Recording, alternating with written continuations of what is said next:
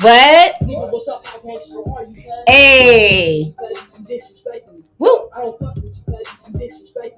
I go hard, cuz. Hey, you guys. I hope you guys are doing good today. Come on in. Welcome. Hey, y'all. I feel like I ain't been live in like a week. Oh, my gosh. Yes, let's go. Let's get it. Come on through. Thank you guys so much. I'm glad y'all are here. Oh, thank y'all. I'm glad I could pull it together. Yeah, I've been like really kind of under the weather. I've been going through a lot mentally, to be honest with you guys. I've been going through a lot of mental shit.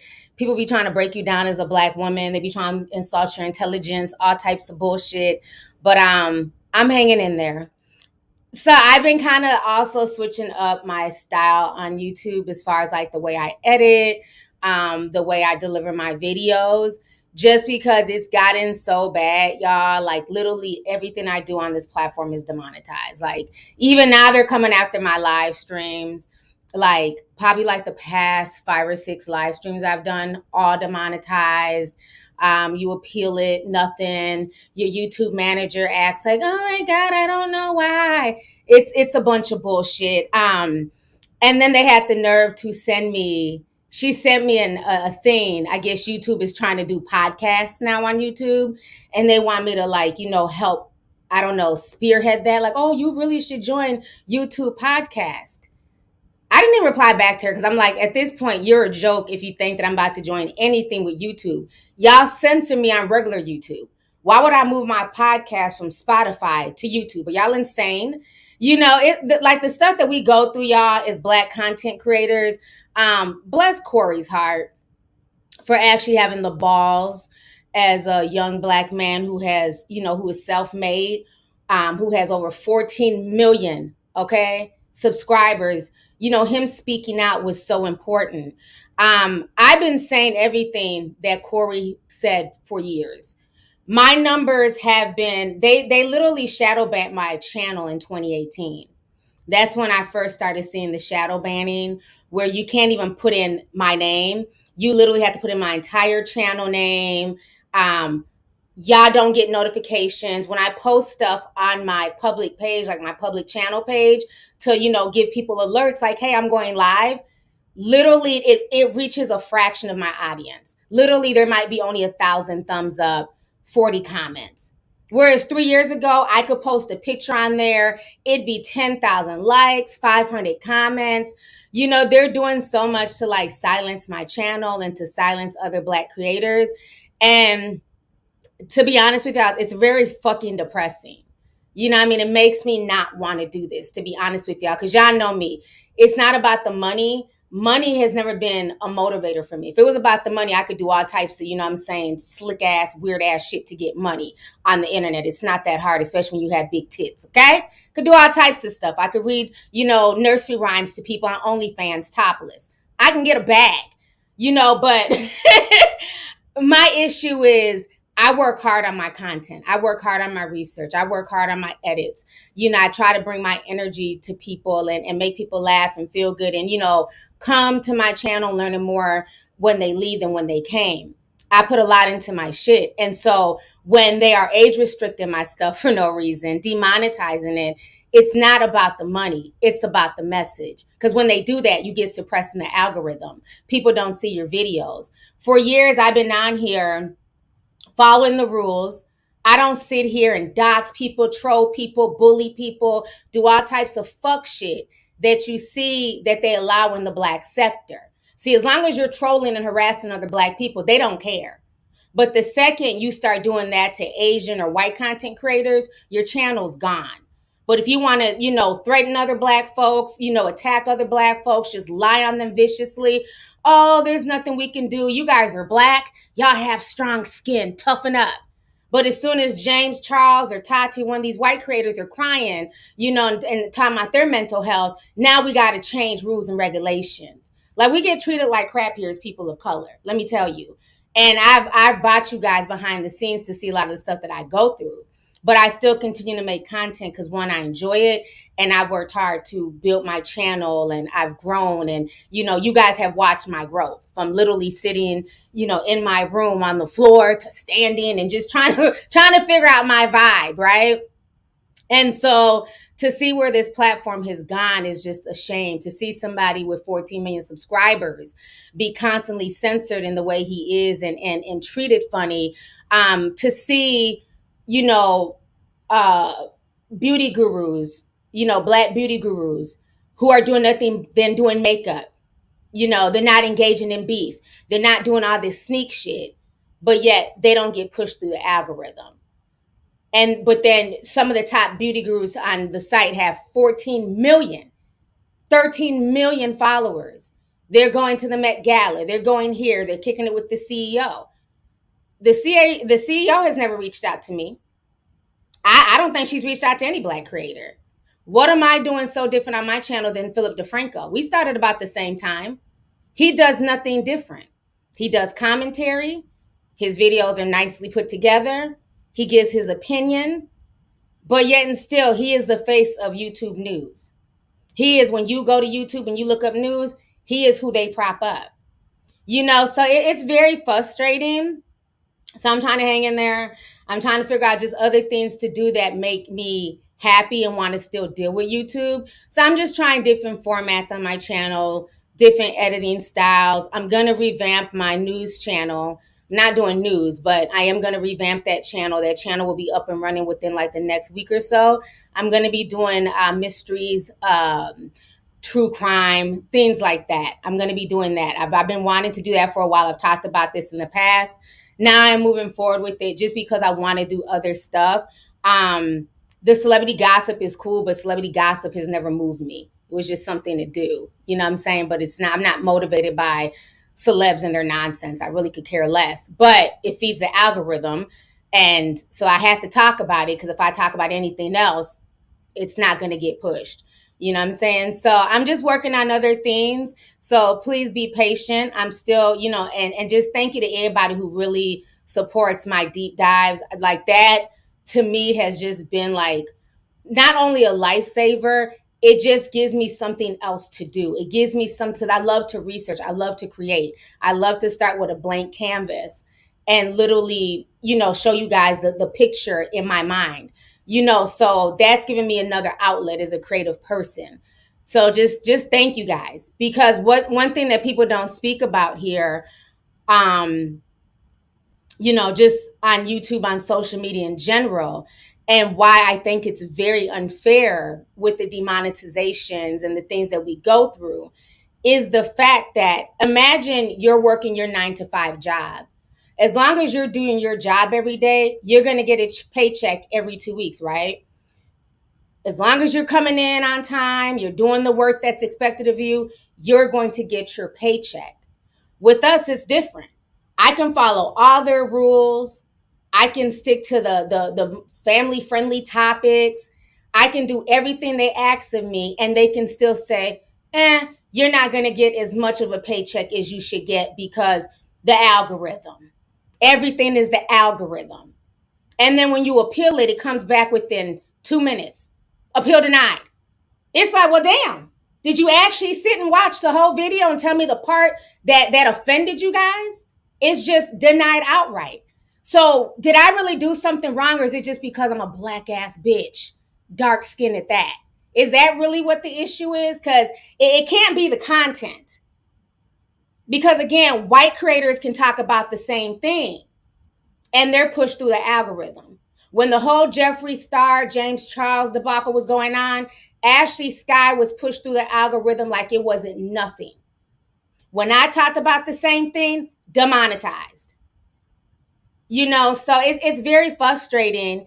And so again, this is the type of job where you're not paid fairly and you're having to depend on other people.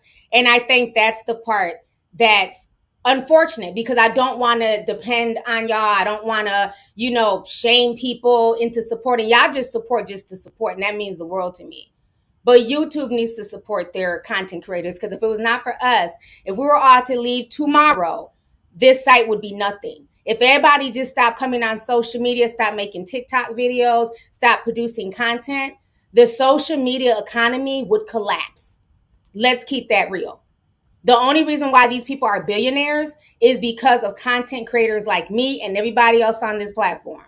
Okay? So let's keep that 100. So I just don't think it's fair that when people are doing the right thing, that in the creator economy, they can just decide, well, we're not going to pay you. We're going to demonetize you. We're going to do this, this, and that, just because we don't agree, or we don't like the topic, or we don't like your look. And so many times people love to blame the algorithm and say, oh, it's the algorithm. It's the algorithm. Yeah, it is the algorithm, but the algorithm, before it becomes sentient, has to be programmed. So it's not really the algorithm.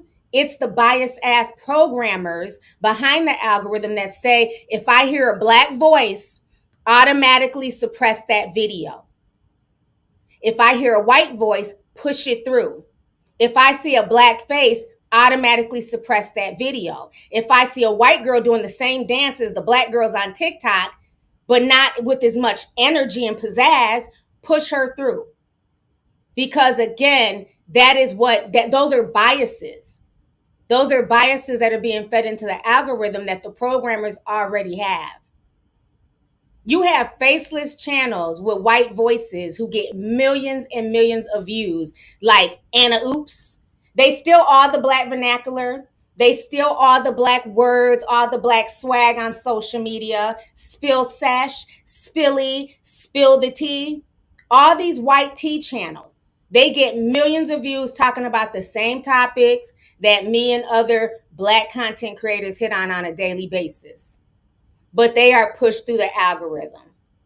But see, folks ain't ready for that conversation. But we will be talking about this further, because I don't want to make this whole rant session. We got to get to stuff. I just want to make sure we got enough people. We got about close to 4,800 people. Welcome. I'm gonna be doing a Spotify live possibly tomorrow. I don't have the time yet. Yeah, we're gonna do it September 1st. It's a whole new month, and we're gonna talk about the racism on not only YouTube, but on social media. And I want you guys to call into the show. Y'all know I love taking calls. I love hearing from people. And I want to hear y'all's opinion.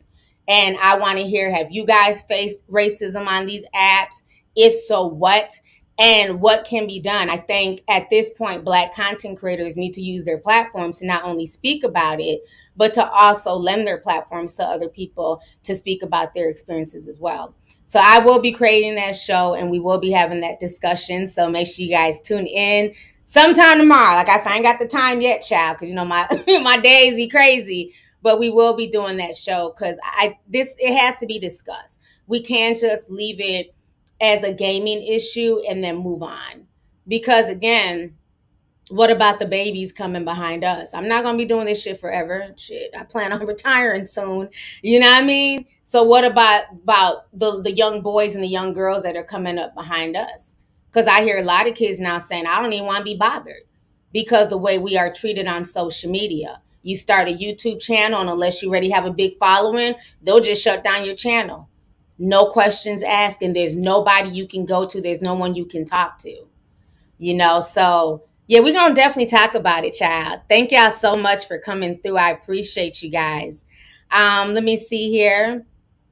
Danielle sent 1999. She says, "Hey T, I have been keeping up with the R. Kelly trial, and the 14-year-old that he peed on confirmed that Sparkles did have an intimate relationship with R. Kelly, and she possibly released the tape. The P Hive is going crazy." Oh yeah, I seen Sparkles try to, I guess people were sending it to me saying that she was responding to my video that I did on her. And I watched it and I felt no ways. I'm not moved by her weird ass tears and her disposition. I believe that Sparkles knew damn well what was going on with her niece, and she basically pimped her niece off to R. Kelly along with those shitty parents that the niece also has. I also believe that Sparkles was in an intimate relationship with R. Kelly, hence why she definitely felt away. And even her ex-husband spilled that tea. So I don't know why she's trying to deny it. It's funny. Everybody was fucking them. Now all of a sudden, don't nobody know nothing. Not even Drea Kelly. So I'm not buying that. But thank you so much for the tea, sis. Appreciate you. Let's see here. Shay sent $5. Says, I've been had a YouTube account since 2016. You and J Love 47 will always be my all-time favorite content creators. Thank you so much. I remember him from like back in the day. He was from Philly or something like that. Thank you. Stud says the programmers are woke and demote conservatives. Oh yeah, they do. A lot of conservative content creators definitely get their stuff suppressed in the algorithm. That is facts. Um, Hillary O'Reilly says, you are supreme, Lovelyti. Thank you so much, sis. Appreciate you. Daryl Henry says, I love the new video format. Keep it up. We love you, T. Thank you, guys. I've been enjoying the feedback because, like I said, I just want to try new stuff. I want to make it a little bit more scripted, give a little bit more information in the foreground, and just see, just playing with like just different styles. I'm trying not as much to add my commentary because it seems like my opinion is what bothers this algorithm. I just don't get it. It seems like that's what really bothers the algorithm. The last 3 videos I've made, none were demonetized. I'm just saying. So I don't know. I just feel like because I keep it real and I talk about deep stuff and, I go into the nuances of stuff, it seems to bother whoever is controlling the algorithm for this channel. So I'm playing with different formats. So maybe for me, just stick to the script, read off what happened, make a short 8-minute video and keep it pushing, and then for like the real heavy stuff, we'll just stick to putting that on Spotify. So anything deeper, anything extra that I want to talk about, trust me, it will be talked about. I'm not going to let anybody silence me. It will be on the Spotify podcast. So you guys just, make sure you guys are subscribed to Spotify. And they are now doing videos. So a lot of my content that I record will also be on Spotify as well. So you'll be able to also see the video format. For that to work, you have to be logged into Spotify because some people were saying that they couldn't see me. You have to be logged into the account. So I did go and test it out. And when I wasn't logged in, I couldn't see myself. Once I logged in, I could see it. So you have to be logged in to use the full features. And it's free. So they're not charging you for that. You can watch it for free. Let's see here. Tom Tim Media says, hey, T, keep your head up. YouTube thinks they're untouchable, but eventually it will end dying with the other platforms. YouTube needs to get their act together. Oh yeah, they definitely have competition, especially with Spotify. TikTok is their biggest competition right now, so, and that's the thing that they're upset about is that so many of their creators are moving to other platforms, as they should. Jay says, the only channel I get unsubscribed from 3 times. Yeah, it's crazy. Sky just sent, thank you for the super chat, Jay. Sky sent 5. She says, I have been unsubscribed and resubscribed. What the hell? I went through and liked your most recent video. I haven't missed a notification since. Yeah, they are definitely unsubscribing people. I mean, people write that on my comment section all the time, that I've been unsubscribed from your channel. I had to go search for you again. But then when I say something, to my partner manager, it's, well, I don't know.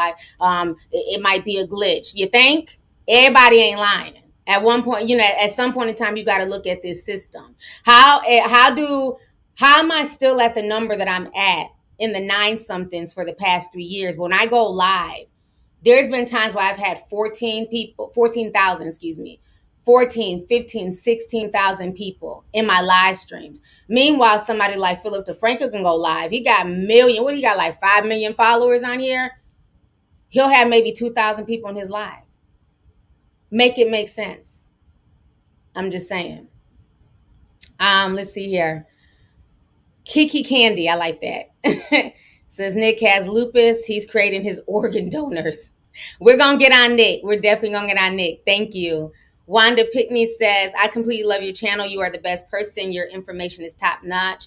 Trust your word always 100%. Thank you so much, Wanda. I appreciate you, sis.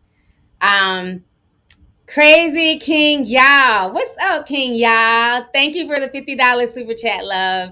He says, hey, Queen, it's the original White Walker himself, King Ya. Oh, my God, long time no here. If you remember me, you still look beautiful. I am a new YouTuber now, just starting out. Check me out, Queen. Stay beautiful and blessed. Thank you so much. I appreciate you. And yes, I do remember you. Good luck on your channel. All right, y'all. So we're gonna go ahead and get on topic here. We gotta talk about this stuff that is going on with Tim Norman and Miss Robbie Montgomery. Okay. Now you guys know I have been a big watcher of Sweetie Pie, forever. I've been a fan of the show. I was reporting on the show, for years. And so when Andre died, it really affected me. Like I really took that personal. Andre is Miss Robbie's grandson, and he is also Tim Norman's nephew. Okay. Now, this is just really disturbing news. It was announced as of earlier today or yesterday. Tim Norman wants text messages between Andre and Robbie tossed out of court. Now, if you guys don't know, Tim Norman has court. They're supposed to be starting trial September 6th. So he wants these text messages thrown out. And at first I was like, well, that doesn't make any sense. Why would he want text messages thrown out between, grandson and grandmother? Like, what is the problem? Until I read the text messages. Let me go ahead and read to you guys and show y'all. Now, and let me keep it real now. These text messages, the way I don't know if Andre was doing text to speech, but the grammar and the spelling is horrid. But I was still able to make out what he was trying to say, okay? So let me go ahead and share this with y'all. Give me just a second. Okay. So these are the text messages. So I'm going to read them. This is what Robbie Montgomery, who is Miss Robbie, this is what she's saying. She says, call me so you can take the test tomorrow. I think she meant tomorrow, but she says to now. The police want to talk to you. They are waiting. I think you're playing games, but I hope you never need me again. I called you right back and you didn't answer. If you're not guilty, why are you running? So basically, if you guys don't know, during this show, Miss Robbie's home was ransacked. She went out of town. Her home was ransacked, destroyed. There was money missing. So somebody knew where she kept money at her house. And over like $200,000 was missing. And so Miss Robbie is thinking that Andre has something to do with it. So let me finish reading. Now, like I said, the writing is horrible. I'm just going to read it the normal way. So just bear with me because it's hard to read. So this is Andre's response. Andre says, what are you talking about? Ain't nobody running from nothing. I haven't even been in y'all's way. That's why I've been out of town, because you don't believe me. And I'm not about to get hurt from nobody for some shit that I didn't do. But nah, I'm not in town. I said that because I don't know who are you around. I'm telling you, I know Tim is after me. Now look, when he starts talking about Tim, his uncle, he's writing in all caps. Pay attention. I know Tim is after me or something. I didn't do nothing. I haven't nothing to do with any of this. I haven't even been on that side of town. But I see you not doing nothing unless they question me first. Like I said, Grandma, I'm not running. I just don't want, it says Tawana, but I think he meant Tim. I just don't want Tim, hurt. I just don't want Tim to hurt. Or maybe say hurt me. Like I said, it's kind of weird how it's written. I know what Tim is capable of doing. And I don't want nothing to do with whatever he got going on. And on my phone was dead. I just know I'm just now cutting it on. So basically, Andre's out of town right now. He's not in St. Louis. And he's scared to come back to St. Louis because he's scared of what this demonic uncle might do to him, because he's being accused of taking this money. This conversation broke my heart. Let me keep going. So now Miss Robbie replies back. She says, I called you right back. You say you gonna take the test and you disappear. What would you say? What would you think? You say you're not in STL now, or you say you ain't. She can't write either. Shit. Next. So now this is Andre's response. Andre says, y'all say my phone tapped. I don't want people coming looking for me. I'm telling you, Grandma, I didn't do none of this. And I'm protecting myself. But if you need me to come into town, I can. But when I do, I'm coming into town for one day and I'm leaving back out, just taking the test, and that's all. Like I said, I'll take the test, but I'm not about to be sitting in STL when I know Tim got people looking for me. Okay? This was written on March 8th, 2016. This was 6 days before he was murdered. And 2 days after that, the flight records established that he had returned to St. Louis. So then he hits his grandma up 2 days later once he comes back to St. Louis. Andre says, I'm in town. When can we take the test? Miss Robbie says, I'll set it up today. I'll call you back. Text me a number. Thanks. Now they're saying that the first lie detector test was inconclusive because Dre had been smoking weed and he was murdered before they could retake the test again. So this is extremely problematic for me. So you mean to tell me, because if you're a fan of the show, we all watch this robbery go down. And one of the things we kept saying about it is whoever did this robbery knew Miss Robbie's, no pun intended, her moves. They knew she was going out of town to Cali to her other restaurant. So this little boy is sitting here begging his grandmother to believe him. He's saying, I didn't take anything. I had nothing to do with this. But most importantly, he's scared of what Tim is going to do. Because obviously Tim is threatening him. Tim is making it look like all of this was Andre who did this to his grandmother. The young boy was willing to take a lie detector test. He took the first one. It came back inconclusive, which doesn't mean that he was lying or not lying. It was just inconclusive because he was high as hell and probably nervous. But he was getting ready to retake the second one. So what I'm assuming is the fact that he's going to take the second one, he probably would have went into the second one with a more clear mind, not smoking weed, and doing what he had to do. So he had to be killed before that second test took place. Now, another thing that bothers me with this, with Miss Robbie in general, if you guys remember, I had to drag her maybe like 2 months ago. She was finally interviewed about how she felt about Tim. Okay? And she said she's riding with Tim. She's going to hold him down and be there for him. And remember I said in my stream, this makes no sense. This man, granted it's her son, but he killed your grandchild. The same grandson that you flew in from Texas. Let's keep it real, y'all. For people who watch the show, she wouldn't have had a storyline if it wasn't for Andre. Ain't that much frying fish and chicken in the damn world that we're interested in. Nobody cared about that damn food. We tuned in for Andre and Charles's relationship. They were the young ones on the show. They were the funny ones. On was following their antics. Nobody gave a damn about that damn fried chicken and them sweet greens. Who the hell put sugar in greens? Am I lying? I went to the one in LA. Their greens were sweet. Who the hell eats sweet greens? Should have known something was wrong with them when I tasted them damn greens. Nasty as hell. The fish was good though. Anyway, greens was nasty. Fucking waste of fresh vegetables. Now me ranting about greens.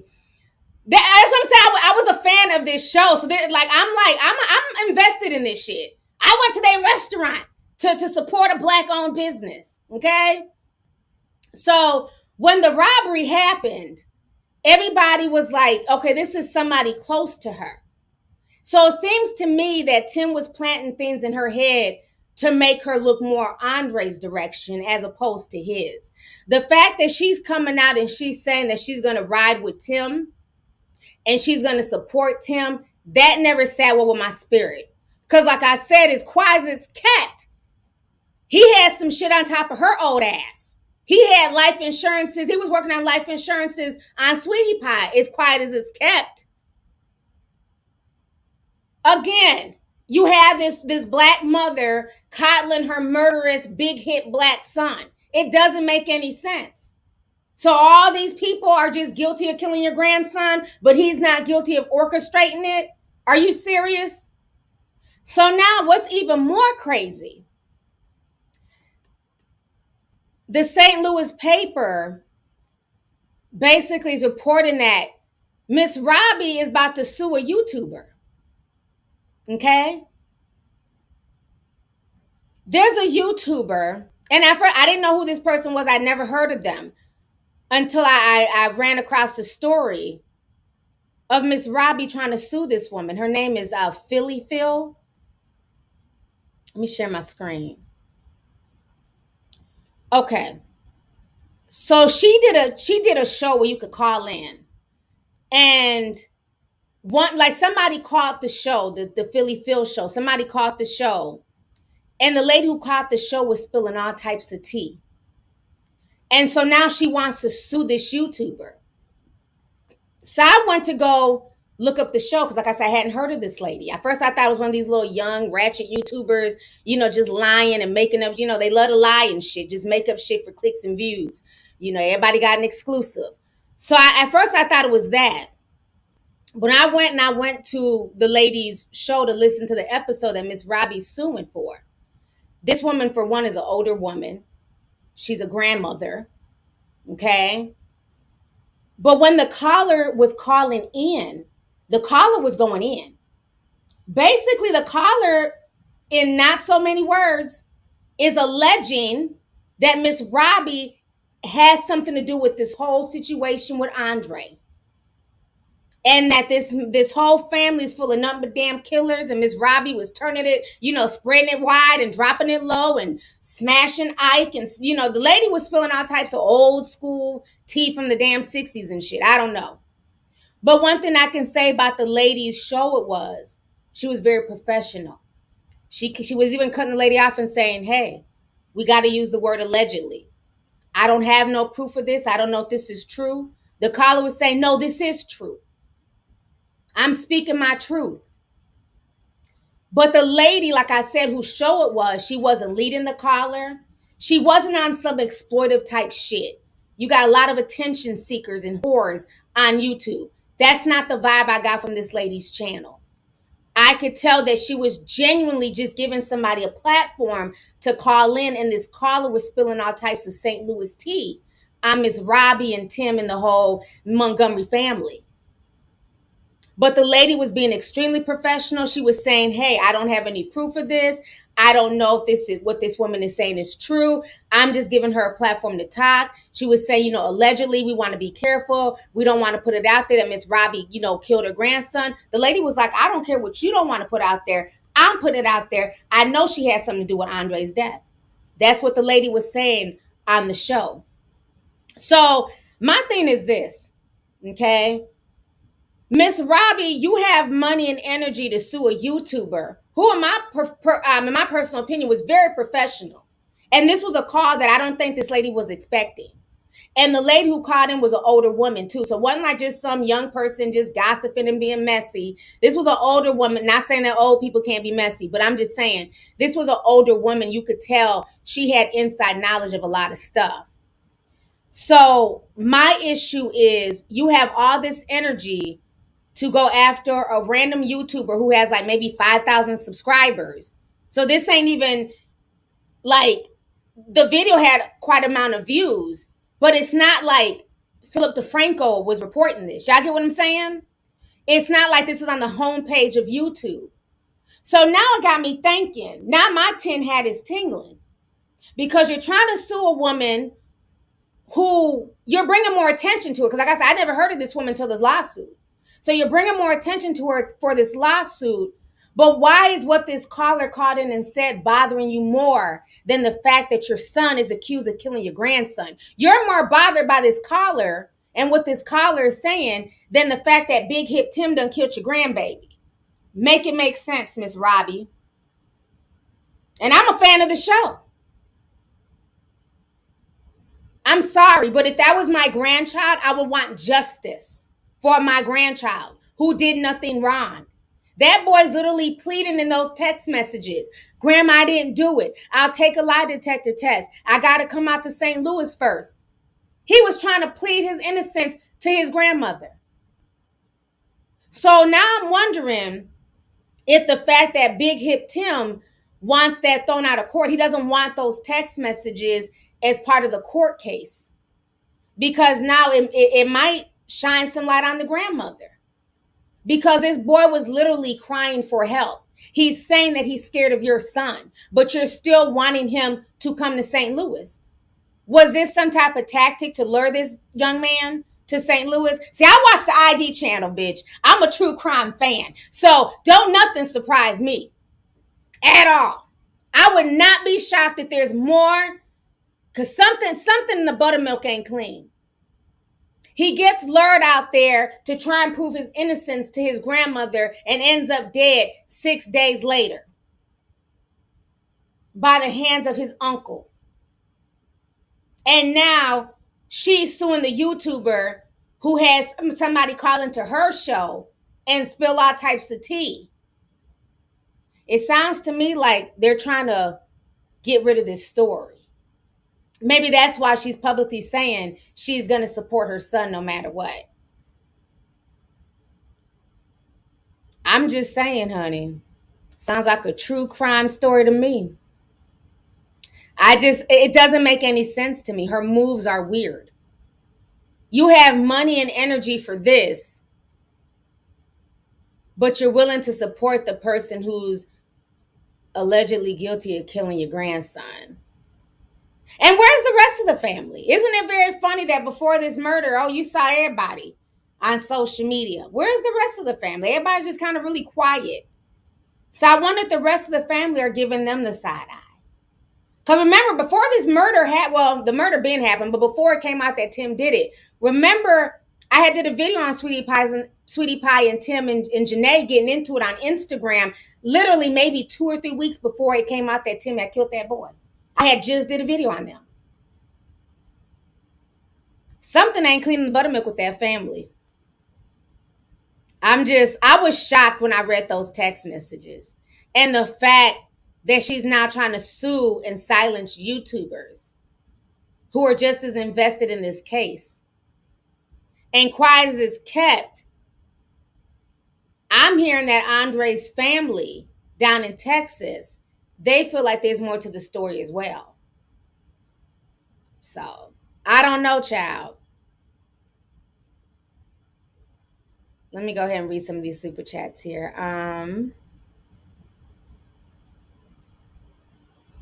Deborah sent $4.99. She says, tea sipper here from Brooklyn. By the way, I love sugar in my green. in my greens, LOL. Pronounced Diora. Oh, I thought it was Deborah. Okay, Diora.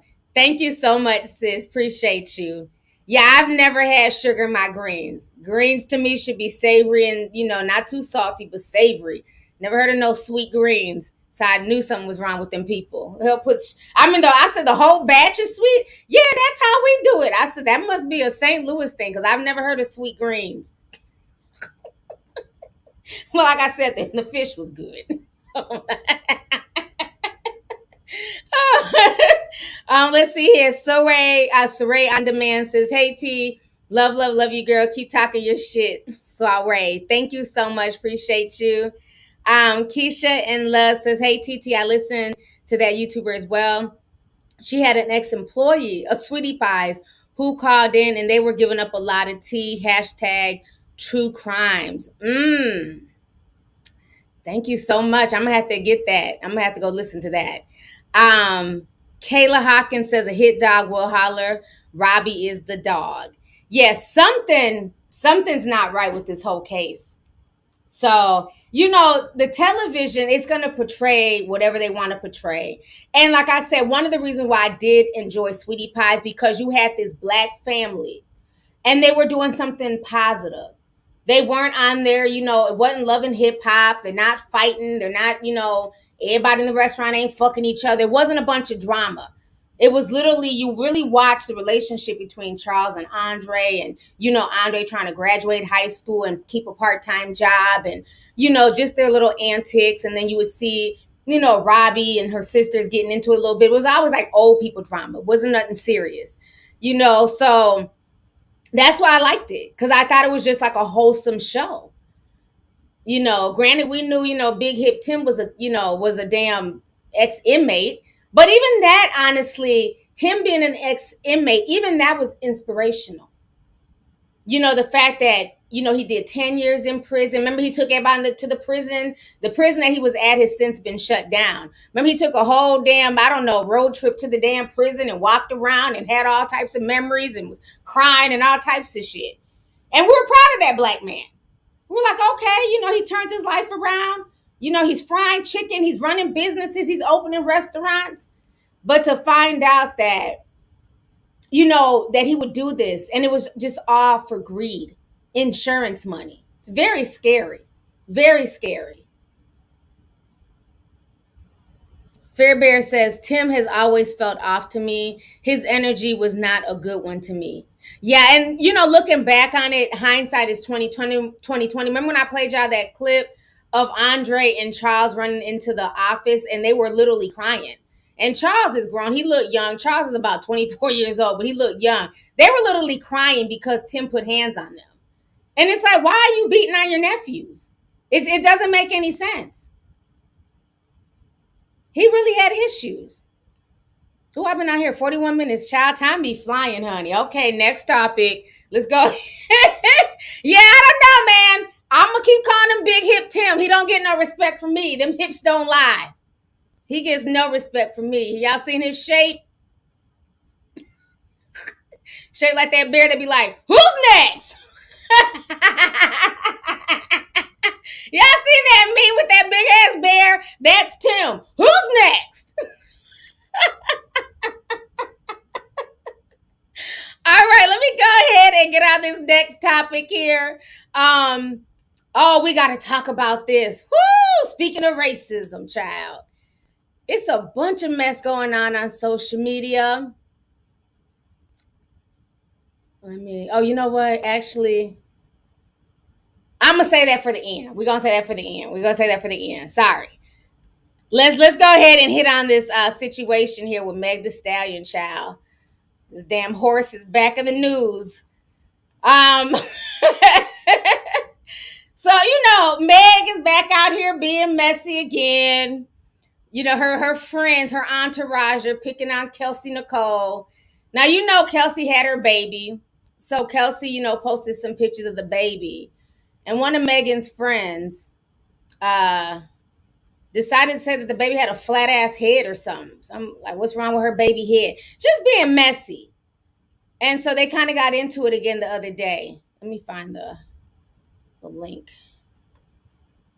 But before that, how the drama kind of got started though, Megan was doing a live stream with Jonathan, the hairstylist, and she kept saying that I guess she was mad at Jonathan or not dealing with him because Jonathan was dealing with somebody that she didn't like. Okay. You know, just once again being messy. Let me go ahead and share my screen. Even if he's dealing with somebody that you don't like, what? So who are you?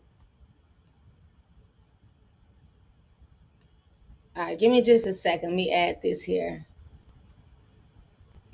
You don't, tell everybody in the room, So what happened, Johnny? But don't say no names and don't say nothing stupid because we ain't giving nobody no free press. But what you did that made me mad. What you did that made me mad? What you did that made me mad? No, I want you to tell the people what I did to make you mad. Okay, so Jonathan said, Megan, I'm about to go out with this bitch I know you don't like. Hold up, bitch. Rewind. I said I'm about to go out with my best bitch. Wait, no. But you said I'm about to go out with this bitch I know you don't like. No, hold on. First off, I said no. I'm about to go out with somebody that's that's okay. I'm not with no other bitch. Be real. Let's tell the whole story. Okay.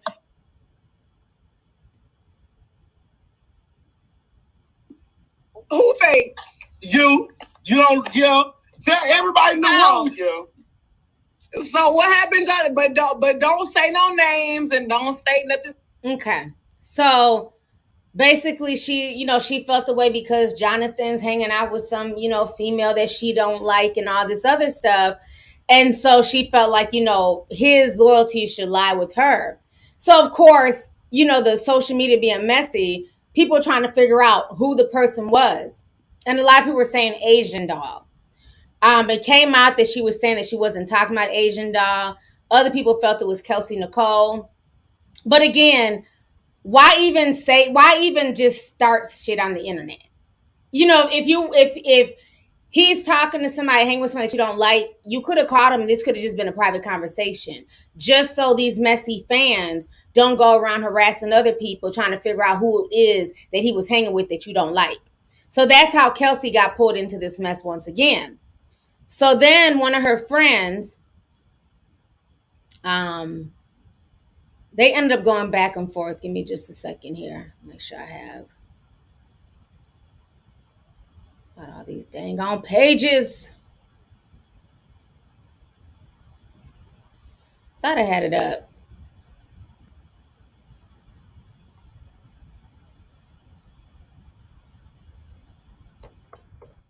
Let me look for it again.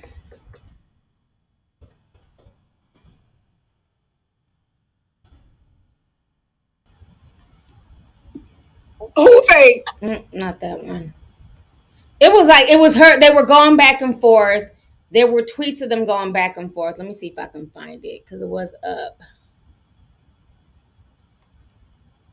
Basically, she was upset because once people were trying to find out who she was talking about, of course the trolls were trolling her, and they were like, just being just really disrespectful.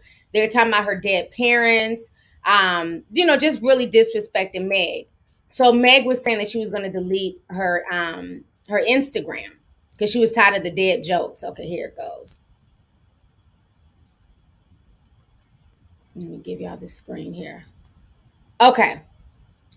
So she says, I'm deleting all my apps because any bitches that's gonna see me in real life or gonna see me in court. So she had wrote that on Twitter. And then Kelsey responded and says, but you ain't no PUSSY though. So they were kind of like going back and forth. I'm trying to see the tweets here. Here they go. So Kelsey wrote that. And then so Meg was like, my parents are dead. The jokes are tired. The shooting jokes are tired. And so after Kelsey said that thing about, but you ain't no PUSSY, then Meg comes on and she says, but I was paying your rent. So once again, being messy, saying that she was paying Kelsey's rent. So Kelsey replies back and she says, she don't want war with me for real. 2 years later and I'm still on her mind. I be minding my business. The rent comment is dead. I had my own shit. She wants y'all to think I was down so bad, but I'm living proof of why you stay on your own journey, because these hoes will use you and act like they was holding it down on their own. Good night. And so then, like I said, that conversation went viral. And so people were thinking that she was talking about Asian doll. And so she says it wasn't about Asian. So now what? So then that's how Kelsey got pulled into it. And then the crazy part is, so then Kelsey was retweeting. Okay. I don't know why this keep coming up. She was retweeting one of Megan's friends trolling her.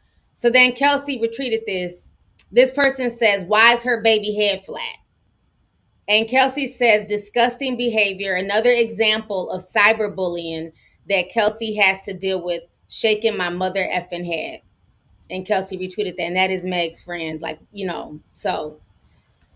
the whole thing is just a mess. For somebody who's always crying victim, for somebody who's always talking about people are trolling her and harassing her, and, Tory's fans, are mean to her, she's always causing some type of mess on social media with Kelsey.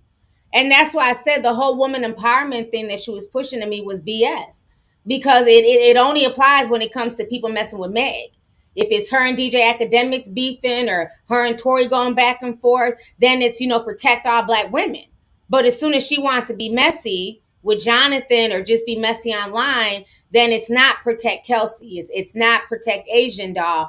Let me just be messy and then just let the fans just do and say whatever. So, it's getting really old, and I've done videos before where I broke down that Kelsey was not broke. Meg didn't put her up on anything. If anything, Kelsey was definitely doing her thing, and Meg social climbed onto her. She left her other friend Kelsey for the new Kelsey. Y'all remember them old screenshots I had shown y'all of Meg and the old Kelsey? And then when she got with the new Kelsey, you didn't see her no more with the old one? This story is so damn interesting. I legit cannot wait till this trial is over so we can figure out, so they can get down to the bottom of this mess, because none of it makes any sense at all. And my thing is, how do you control who somebody hangs out with? And especially when you're talking about industry relationships, first of all, they're fake as hell. But Jonathan is a hairstylist. He's not going to miss out on his bag because you got beef with somebody because you don't like a certain female. That don't got nothing to do with him. He's trying to get his bag. He's trying to, slay some hair. So he's going to build those relationships with people as needed. My thing is, if you're a real friend, right? Like, now if we're like best friends or something like that, you my ride or die, then yeah. If it's somebody new, I expect you to have my back in certain situations, right? Like if I'm, into it with somebody and you my friend and you've been here from day one, this is just a new chick, then I get that. But I don't think her and Jonathan are best friends like that. They're literally acquaintances. He does her hair, so I don't think he owes her any particular loyalty. The main thing is, if it's somebody that she don't like, then what you do is you're a professional, hang out kiki, but you never bring up her name. That's my issue. If you want to hang with somebody I don't fool with, that's your grown business. But my name should never come up in the conversation. Y'all should have y'all's own little relationship. So I don't know. I just find it very interesting that she did that, knowing that these fans are going to try and figure out who she's talking about. So if it's not Asian doll, then of course it's going to fall back on Kelsey. And then once again, Kelsey starts getting bullied and attacked online. And then there was something else she posted, but sadly it has music, so I can't post it. But basically Kelsey was saying, why when she defends herself, it's an issue. But when Meg defends herself, it's okay. So I don't know. Let's see here. Lovely Athmesis says that caller can still be subpoenaed. That's interesting. That's what I was thinking too. Like, why doesn't Miss Robbie find out who that caller was? Because the person, you could tell she knows them personally. She was saying, I don't care if they know, that I'm the one calling and telling all this information. So why not sue that caller? That would make the most sense to me. Keisha says, just to think Tim took his mother to the crime scene where her grandson was murdered, all the while filming a TV show. That is cold-blooded for real. Yeah. Even that reunion show, how everybody's literally breaking down crying, and the whole time Tim is just sitting there like stone-faced, just like he just couldn't wait for it to be over. It was insane when you go back and you watch like all that footage. It's insane. PW says, Miss Robbie is suspect. She never acknowledged the threat he said was from Tim. I'm sure he could have had a lie detector test set up where he was. Oh, I didn't even think about that. That is true. He's saying that he's scared, he's frightened, and she didn't acknowledge it at all. I didn't even think about that. That's a really good point, PW. She did not acknowledge his fear. She didn't try and comfort his fear. She didn't say, don't worry about it. I got your uncle in check. He ain't gonna put no hands on you. Yeah, she just never acknowledged that. And he wrote it in all caps, screaming for help.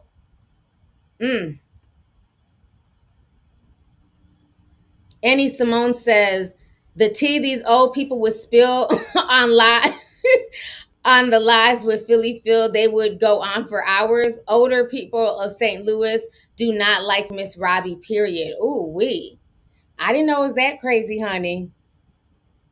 Thank you for the super chat. Sandra Richardson says, I think that Miss Robbie doesn't want to face the fact that her son killed her grandson. A mother knows. Yeah. And that's one thing. If you don't want to face it, then don't even do interviews about the situation. Because that interview where she was like literally, oh, I'm still going to be there to support Tim. That was just so disgusting to me. Like, she was like the living embodiment of one of those mothers that coddle their son and excuse their behavior, no matter what. It's just terrible.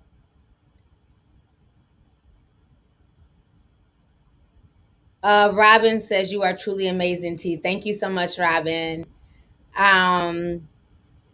Mocha says, Kelsey says she did Meg's school for her too. Ooh.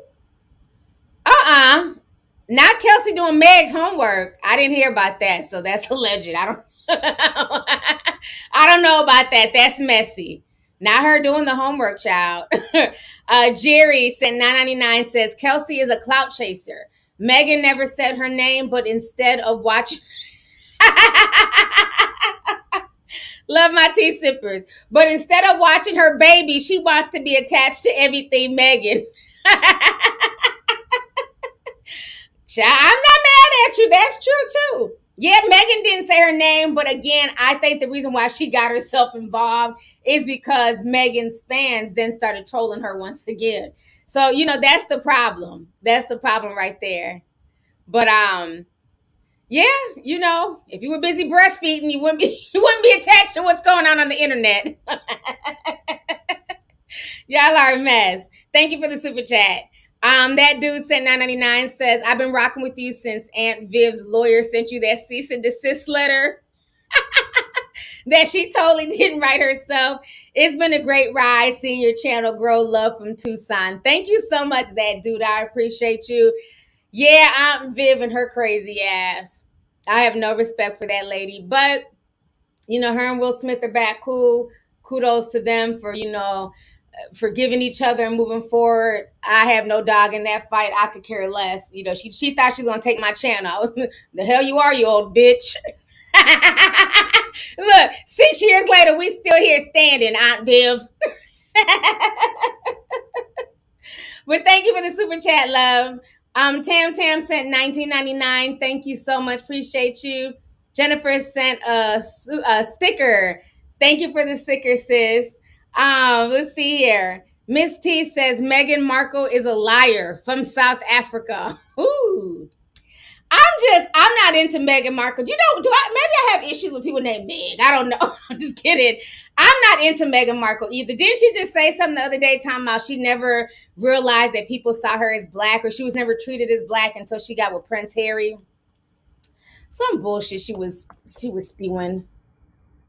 Let me see if I can find it. I was like, girl, Meghan Markle, Duchess. Meghan Markle, Duchess of Sussex, and Mariah talk about their biracial identity in a new podcast. The royal family's not happy about Meghan. It's always something about her and drama. It was something they bond over their natural hair. Ooh, Mariah and Meghan, what natural hair? The hair is 2C. We considering 2C hair natural now? Oh. Their natural hair. Natural hair is kinky hair, curly hair. What is that? Okay. Even this ain't even considered natural, child. They bastardize everything that black folks, do. I'm not gonna play it because I don't want to copyright. So they bond over having natural hair. Neither one of these biracials have afros, but okay.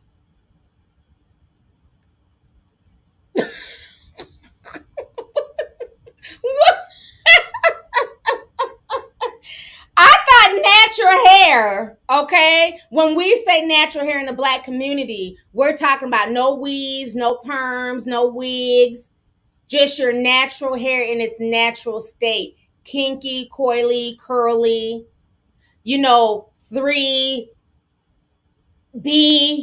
and above, the 4s. Both of them have straight 2-something hair, talking about they bonding over their natural hair. People Magazine, stop. It was, like I said, it was something else where she was saying that she wasn't treated black until she got with whatchamacallit. Meghan Markle's interview sparks controversy. She's always sparking controversy. Let me see if I can find it here. See if it comes up. Meghan. Oh, here it goes. I knew it had something to do with the Mariah Carey interview. Okay, let me show y'all this. This is what's going viral.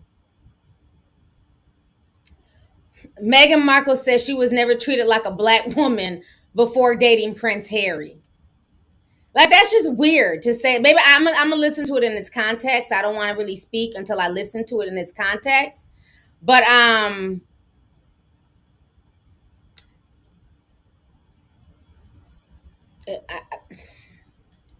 what about her screams black woman? Like, I'm confused. Why would anybody treat her like a black woman?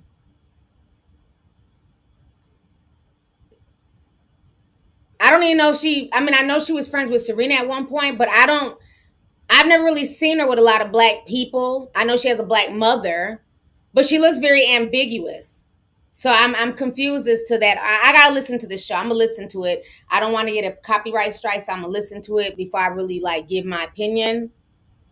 But the reason why they're treating you more like you're black now is because, remember, you pushed that shit into the forefront. Remember, everybody was up here screaming that there's chocolate in the palace and, oh, she's a black princess. Oh, a black woman is being like, just the foolishness that was social media. I'm like, what chocolate do y'all see?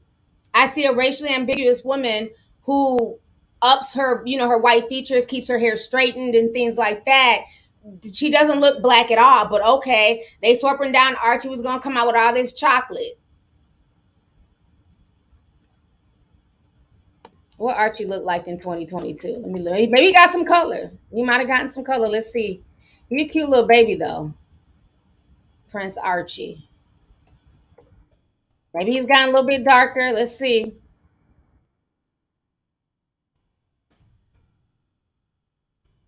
They don't have a lot of pictures of him.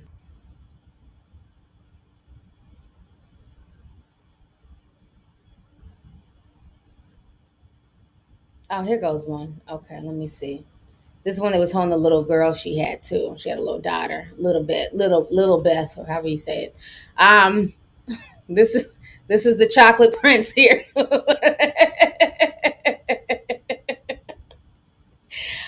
Social media is funny. Well, he's an adorable little boy, but he looks like his father. Got the same hair color, everything. He looks like his daddy. Nothing about this screams black family. Like, so to me, I feel like she kind of pushed that. So she was hyping that up too, along with weirdos on social media. So now, like, you're mad because, people are treating you more like a black woman now. Like, girl, stop. Child. Do they ever start their podcast that they got all that money for? Remember, Spotify paid them millions of dollars to start a podcast. Did they ever start it? They done took the money and ran. Let me see. Did they ever start the podcast? Does Meghan have a podcast? Meghan was number one on Spotify for the first 24 hours. And then she left.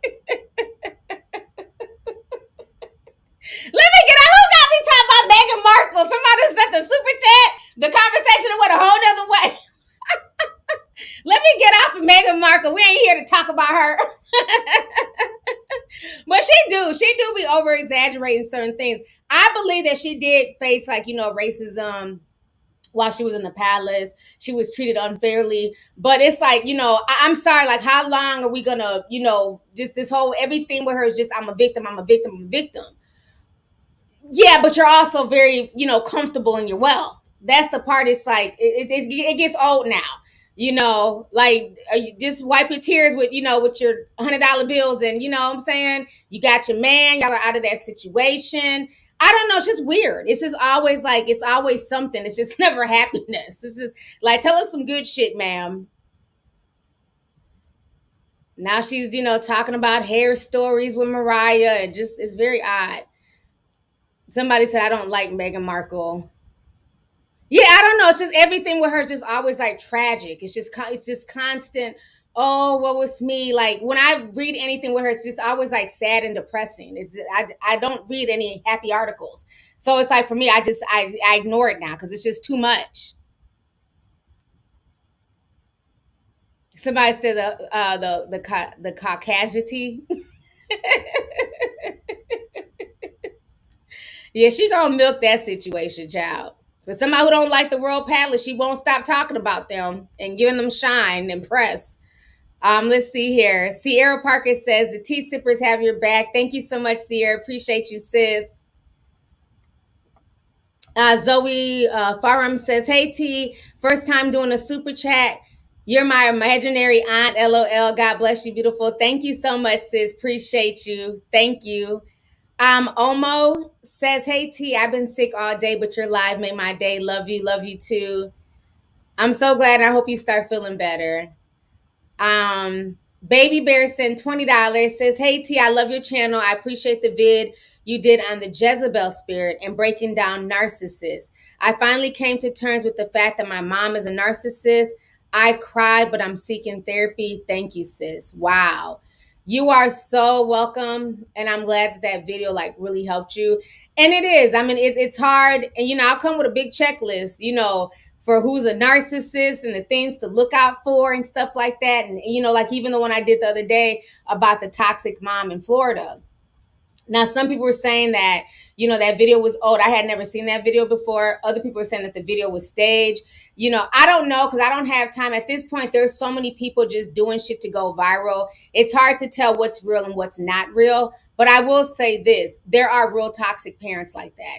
There are parents out here who really treat their children like that. So for me, take the message and spit whatever else out you want to spit out. But the message is you have to start treating your children better. You know what I'm saying? And you have a lot of parents that are very toxic, very narcissistic, and they don't understand that the things that they do to their children end up affecting their children for life. And they then repeat the cycle with their own children. So the best thing to do is to, you know what I'm saying, acknowledge the issues in that person. You know what I mean? Not saying that you're trying to diagnose them because we're not psychiatrists, right? But when you see the warning signs, you see the symptoms, you acknowledge it. And then at that point, you have to make a decision. And it's okay to put yourself first. It's okay to say, I'm not going to deal with my mother, who every time she comes around me, you know, she's calling me names, she's belittling me. I'm never good enough. Who wants to deal with that? You can deal with strangers online beating you up all the time. You shouldn't have to deal with that from your parent. So, you know, I'm glad that you're finding the strength to just, you know, sometimes you have to cry and get it off your chest, get it off your spirit. So I'm glad that you're finding the strength to acknowledge, you know, these detrimental traits in your mother. And now you can move accordingly. I'm not saying just, you know, cut the person off, don't give them any type of grace, but know that conversations need to be had. So now the next step for you is to talk to your mom, let your mom know what she does or what she did and how it made you feel. And then at that point, the ball is going to be in her court. She needs to decide, do I want this relationship with my daughter? Do I want to foster a healthy relationship with my child going forward? And if she can't give you that as a mother, then at that point, you have to make the decision to cut her off and keep it pushing. And nobody should be made guilty if you had to make that decision, because there's nothing more important in this world than your peace of mind. Can I get an amen? So good luck to you and good luck to your mom. I hope everything ends up working out for the better, because I've been there. I've dealt with a lot of toxic people, you know what I'm saying, in my personal life, family, things like that.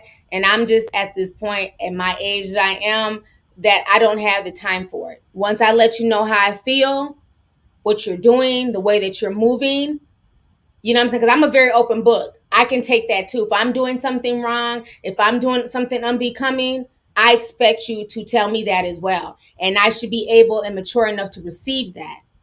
Okay? So if I'm letting you know that what you're doing, the moves that you're making is making me feel away, and then you continue that, that lets me know that you don't care about me. So why am I going to continue wasting my time and my energy and my love towards somebody who's not respecting or reciprocating that? You know? Oh, the chat said amen. Thank you, chat. Yeah, man, like those videos, they bother me. Cause like I said, I grew up with a lot of craziness, you know what I'm saying? And dealt with a lot of toxicity. So when I see stuff like that, it really triggers me, you know? Let's see here. Oh, my screen just refreshed. Kyra Joy says, hey T, looking gorgeous as always. I'll be 27 tomorrow. Virgo gang, thank you so much, sis, and happy early birthday to you. I know y'all heard the tea about the Virgos. Now, I be minding my Leo business, okay? Because I'm a Leo, so whatever. But Jennifer Lopez, it's come out that she was like doing like rehearsals, right? Like she was doing tryouts for, background dancers. So, people, when you go to audition for like dancing and stuff, it's very stressful. It's a lot of work. So all the people, they were dancing their ass out. They're trying to make the cut. So now it's time to cut people. She gonna say, if you're a Virgo, raise your hand. Please stand over here. So like, I don't know how many Virgos, child, but a few of them, I'm a Virgo. I got the same birthday as Beyonce. So now they're super excited, like, oh, she's gonna pick us. We're reminding her Beyonce. She told all them Virgos to get the hell out. She said, pack your shit and get out. So the Virgos have been dragging Jennifer Lopez. Now, I don't know how true that story is, but somebody spilled that tea. We posted it on Instagram. So I don't know, maybe laugh. So everybody was like, oh my gosh, I can't believe she did that. And that is so wrong. And she's just jealous because Virgos are perfectionists. I just sat there and sipped all the tea. But like I said, as long as it wasn't Leo's, well, good luck. Maybe Beyonce can speak out on y'all's behalf. So she couldn't have did that to no Leos. They would have whooped her ass. Them claws would have came out. Like, But you know what? J-Lo's a Leo, though, now that I think about it. She's a Leo. I believe she, let me Google. I believe she's a Leo. Let me make sure. Let me not claim her if she's not. J-Lo. Birthday. Sign. Damn. Why do I know this? Why, like, the information that I know is insane. Why do I know that she's a Leo? Jennifer Lopez, born July 24th, the same day as my little sister. She's a Leo. Girl, go Leo. I don't know what to say. But whatever. I like Virgos, though. I have no issues with Virgos. I know a lot of really cool Virgos, so I like Virgos. Virgos are good people. So, but I gotta stand with my Leo sis. If she kicked y'all out, she kicked y'all out for a reason. I'm just saying, she's a Leo. I gotta stand next to her on that decision. She told them to pack up and leave. Let's see here. Okay, Jay Sanchez, he sent $5. He says Meghan's podcast is by far the most narcissistic podcast. She sounds like an out-of-touch space cadet. It will make your ears bleed. Oh! Okay, Jay just came on here and spilled all the tea. Because that's what I was thinking. I remember it was a big deal. She got a big-ass bag from Spotify. Oh, the princess is going to be a podcaster. But I never hear anything about her podcast. Now we know why. So Jay Sanchez is saying that she's very narcissistic and she's out of touch. Yeah, because I was thinking I was going to be hearing about her podcast all the time, like how we hear about Joe Rogan and, call her daddy and all these other podcasters. So that's very interesting. Yeah, she looks very boring. But she got a good boring bag, so I'm not mad at her. You know what I'm saying? Spotify was very interested in her. They gave her and the Prince millions of dollars for their podcast. That's why I don't understand why she keeps complaining about the palace. Like, ma'am, you're good. Everywhere you go, you're getting a huge bag. Not these fish in here. Pisces. All I see is fish emojis. Not the Pisces in here. We're talking about Virgos.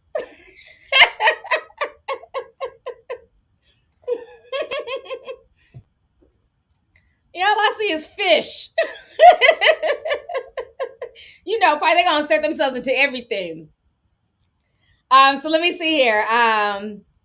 Thank you for the super chat, Jay. Brian M. Senpai says, hey, T, as a resident tea sipping lamb, I have to come to Mariah's defense and say her natural hair is 2C3A. I love your channel. No, you know me. I'm a lamb, too. I love Mariah. But let's keep it real, Pooh. 2C hair is not what we consider natural hair in the Black community. The black community will call that hair good hair before they call it natural hair. Let's keep it 100. You know what I'm saying? 2C hair, 3A, that's very, very fine, loose curls. You know what I'm saying? So for me, you got to understand when they did the natural hair movement before it got hijacked by white folks, the natural hair movement was something created to make black women feel good about their natural, curly, coarser hair. So when you think about the natural hair movement, when we first started making hair videos, because remember, I come from the hair community before I ever started doing commentary. When we started doing hair videos on YouTube, and when you thought about the natural hair community, it did not include biracial textured hair. It was afro, kinkied hair, anything from 3C, but mainly 4A on down is what people were considering natural hair. Okay? But then it got hijacked. That's the problem. It got hijacked. So then you had a bunch of white women now started, well, we're natural too because our hair is to the middle of our ass and we don't wear weave and we don't, we don't dye. We just dye our hair with henna. Then they started their own natural hair movement.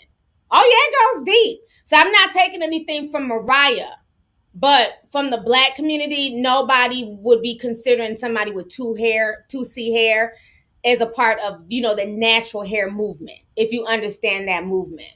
You know what I'm saying? So that's how that was, no shade, but I'm a lamb. I love Mariah. I love her music, but I'm gonna keep it real. Nobody's gonna look at her hair texture and confuse that with Viola Davis's hair texture. That's just, it's not even anywhere near the same category, so.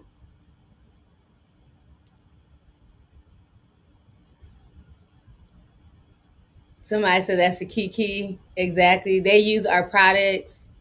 Yeah, it's changed so much. Like that whole hair community, man, I mean, it's really kind of sad because the girls who helped usher that in on social media and were teaching people how to take care of their hair, and remember everybody was cutting their hair, going natural, everything, the teeny weeny afros. I mean, it was like a real movement. And we were creating our own products, our own shampoos, sulfate free, using Castile soap. And then what did the corporations do? They basically stole everything from the natural hair movement on YouTube. Then they started creating their own sulfate free shampoos and, shea butter conditioners and coconut conditioners. 10 years ago, none of those products were in commercial hair products. They just weren't. The most that you would even hear about was maybe avocado oil. They always use avocado oil, Garnier, avocado oil. None of those major, white hair companies were using things like shea butter, coconut oil in their products until they started watching YouTube videos and taking from the girls. Yep.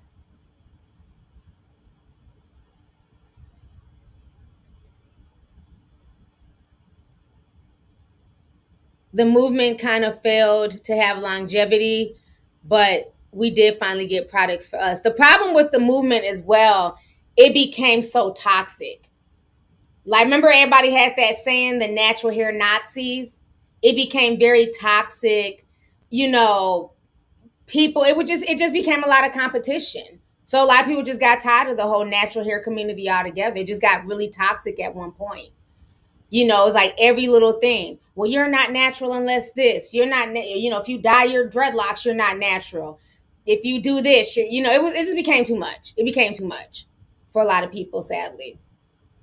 But in the early years, though, it was dope. It was just a dope movement. It was a way to like support other women. And especially if you didn't live in like the Atlanta or like, a heavily black populated area, you still felt like that sisterhood online, where you guys could take pictures and give each other tips and stuff like that. It was really dope if you guys were here back then. A lot of y'all were too young for the natural hair movement when it started on YouTube. But it was a really dope movement until it got hijacked and just drama filled. Let's see here. CD says she favors her white side more. She identifies with being white. If she looked more black, she'd probably embrace it. People see her as white. Oh, I definitely agree. And that's why I always say, like, for me, people treat you how they look at you phenotypically. That's just the truth of the matter. She can scream all day that she's a black woman, but phenotypically she looks white. So she's going to be treated as white. Just like on the other end of the spectrum, J. Cole. He could scream all day that he's a white man because he's biracial, but phenotypically he looks black. He has more kinkier hair. He has more black features. Nobody's really going to mistake him for even a biracial man, let alone like a full black man. So yeah, people are going to treat people how they see them phenotypically, you know? So that's why I don't understand, like, what is she talking about? That I just got to listen to the podcast because it just doesn't make sense to me. But let's see here. Meghan is just trying to garner sympathy from black women. Thank you, Crystal. Yeah, it's something doesn't make any sense because up until now, she's always seen herself as white. So, you know.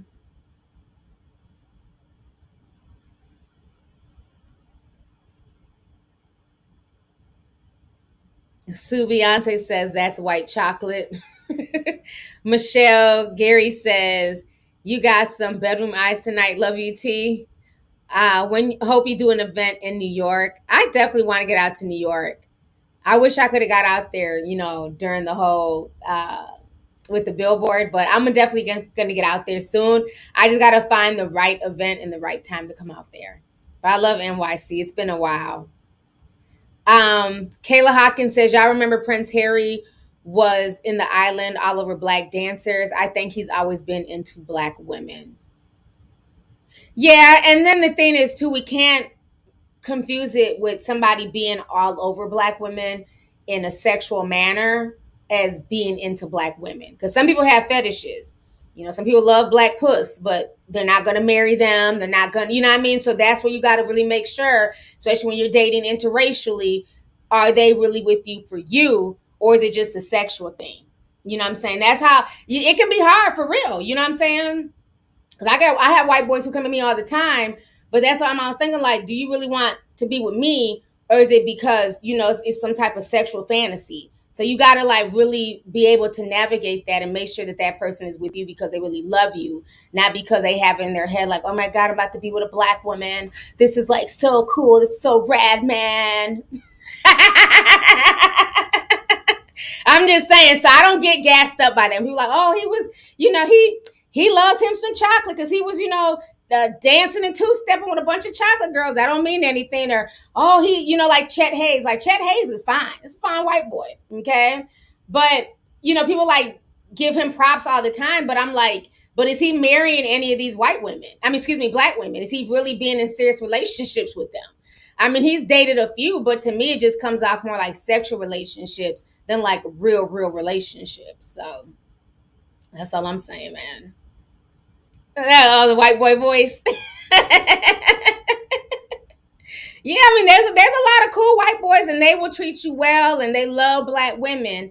But you got to really find one and really make sure that they really love you and want to be with you, and they're not scared to take you home to meet their parents and all that weirdo stuff. You know what I'm saying? Oh, he has a mixed daughter. Okay, I didn't know. I'm not in his life that much. Okay. But even then, I mean, did he marry the mixed daughter's mom? I mean, you can impregnate a black person. I mean, it's not that, you know what I mean? Like, you can, you know, are they married? Was it like a long-term relationship? Was it just a one-night stand and now he has a mixed child, you know? Like Machine Gun Kelly, he has a mixed child, but I know he was with the child's mother for, you know, several years. They were really in a relationship. And, you know, before he got with Courtney, he used to always be with his child. Now I don't see his daughter no more. No, not Courtney, excuse me. The one that tries to be like Courtney, Megan Fox. He's with Megan Fox. I don't see the little girl no more as much as I used to when he wasn't with Megan.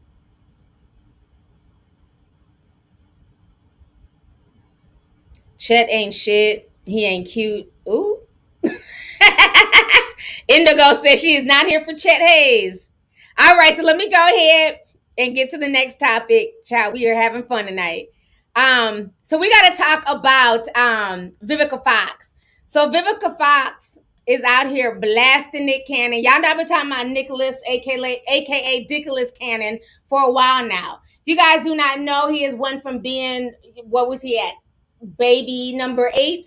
He's officially at baby number 10. He's had 2 kids in like the past, I don't know, child, 2 weeks or some shit. So, you know, he's bragging again that he just had another child or he just knocked somebody else up. And Vivica is not here for the foolishness. This is what Vivica had to say.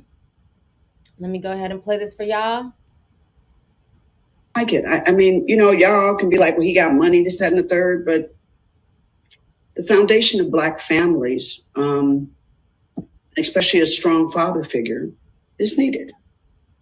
Mm-hmm. This isn't a good representation of it, in my opinion. You know, I'm going to go with you on this one. I think Nick Cannon's a great guy. I think he's successful. And the same, you know, we go in on people like Future, and not to say that he's the same, but it's just at the end of the day, there are a lot of, I don't know how with his so busy, and Nick Cannon has an empire. He has an empire. So do you have time for all these kids? Today. And not just to be there to take pictures and it's cute. And oh my God, I'm at the birthday party. You know, children deserve a father figure, especially young boys. They need positive father figures, especially African-American, because they Black.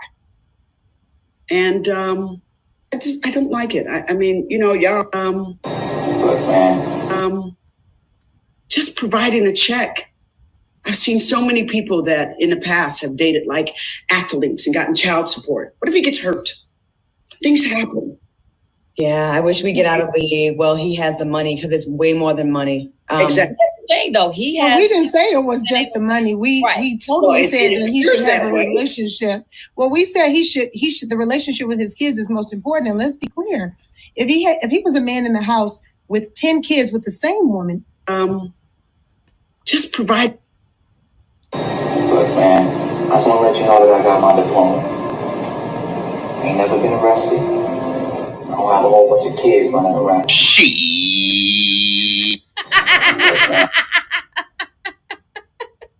I had to show y'all that last slide, child. I mean, like, what else can you say? I agree with Vivica 100%. It's very funny how it seems like the other two were just scared to like just say what it was. People make a lot of excuses for him. Oh, he's rich, he's famous, he has money. But again, that's not what it takes to raise a child. And I just don't understand how people can talk about how we need strong fathers in the household, but then we're okay when they're not in the household. Like you can't have, you know what I'm saying? You can't walk 2 lines of the sidewalk. You got to walk the straight and narrow if you're going to say that. You can't say that it's okay for him in this instance because he has money, but then everybody else needs to be in the household. Or like Claudia was saying, folks will be quick to drag Future, but then with Nick Cannon, it's all these excuses. To me, it's the same thing. At the end of the day, children need attention, and it's cute now while they're young and, you know, things like that. And it looks like, you know, it's just fun and he can afford nannies and stuff like that. But what happens once these kids start getting older? And these kids are all around the same age. These last, I don't know, 6 kids. I mean, at one point he had like 3 kids in like the span of 2-3 months. So what happens when all these kids have dance rehearsals or a football game or a basketball game? You're only one person. You can't be in so many different places at once. I don't know. It's just very, very weird. It's very weird that this is what his legacy is going to be. But yeah, I think Vivica was saying some real stuff, and I'm glad that, you know, when she speaks on stuff, she just keeps it real. I feel like the other ones, they be trying to like tiptoe and they don't want to piss anybody off. It doesn't come off genuine sometimes when Lisa Ray and the other lady, I always forget her name, child, the 4th lady, like they were the same ones at one point defending R. Kelly and calling, you know, the R. Kelly, the ones who were the real survivors, snitches. I mean, it's just weird. I don't know. It's just weird.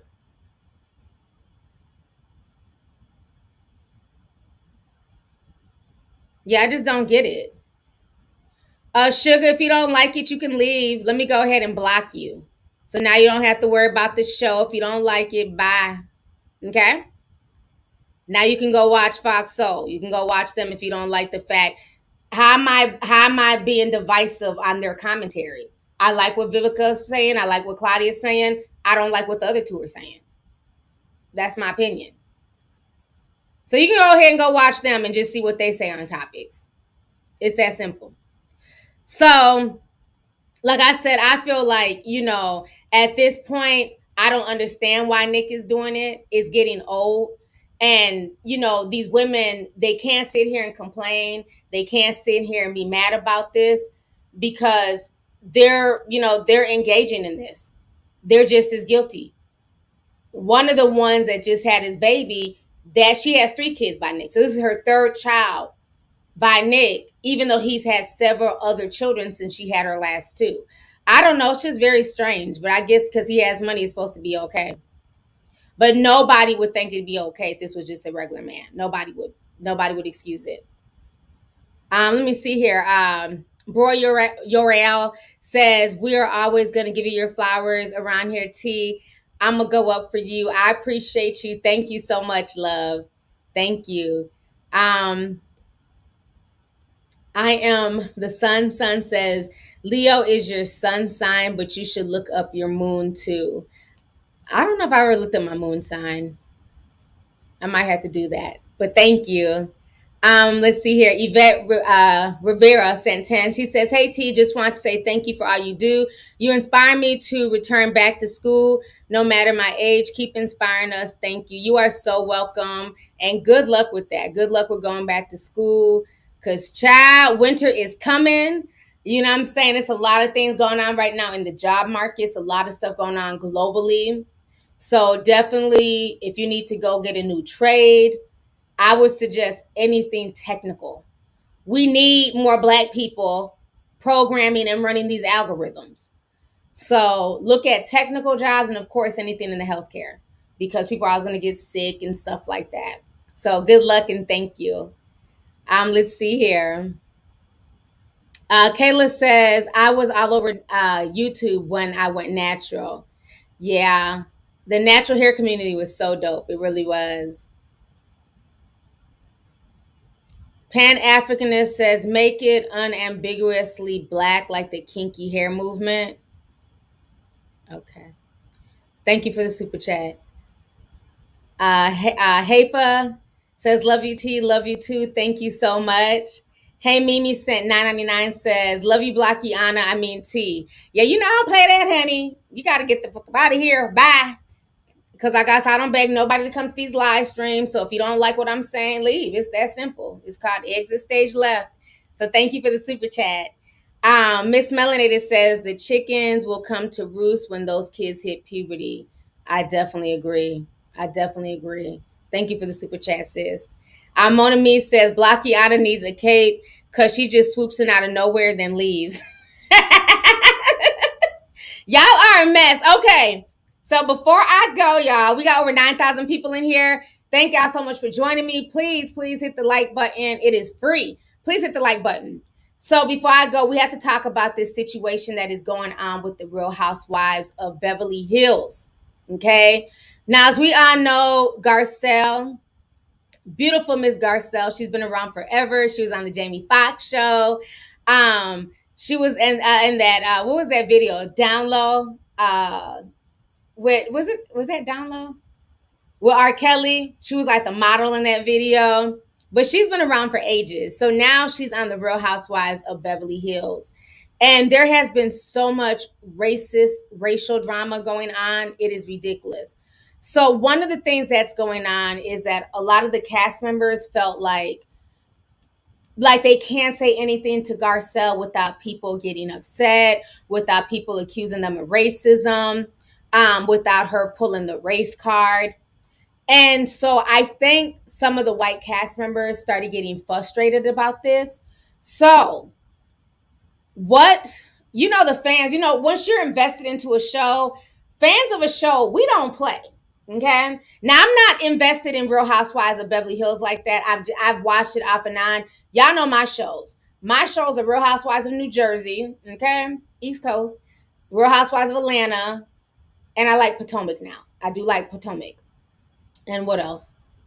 Yeah, those are the ones I watch. Those are like the main ones I can say I've watched from the beginning. Okay. So Beverly Hills, they've been around forever, but I like the Jersey Girls better. So, anyways, what is going on is that basically Garcelle's son, now she has two little boys, they're mixed.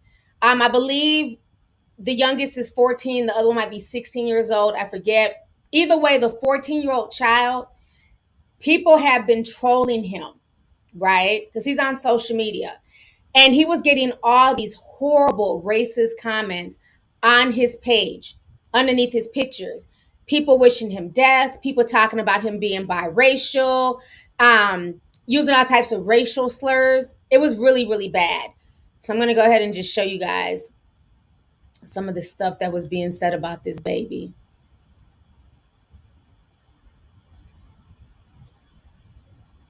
So let me I got the pictures of him. Yeah, it was really bad, the stuff they were just saying to this baby. Give me just a second here. Okay, so this is Garcelle. That's her husband, and these are her boys right here. And so I'm assuming the one who's a little bit shorter is the 14-year-old. But sometimes, child, the younger one be bigger than the older one, honey. But on his page, he had to come out. It was so sad. He had to come out and he says, I'm a fucking 14-year-old. Leave me alone, please. Just look at some of these comments. Your brother Oliver is a drug addict, but your mother is calling Erica an alcoholic and making her look bad. Make it make sense. Somebody else says, why is your mother obsessed with Erica's alcohol intake? Shouldn't she worry about your brother Oliver's drug intake instead? Somebody else says, Garcelle, how about your microaggressions towards Crystal? This person says, Garcelle, it is totally hypocritical of you to call out Erica's alcohol when your son Oliver is a known drug addict. Somebody else says, your mom calling Erica an alcoholic when your older brother is a drug addict, pot calling kettle black. Someone says, tell your mom to leave Erica alone.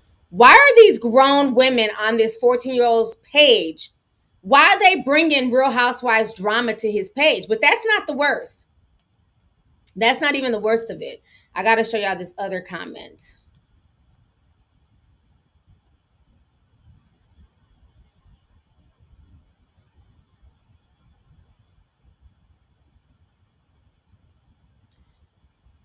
Okay. So he ended up putting this on his story. He says, too far at this point. Look at this comment, Queen of Tea.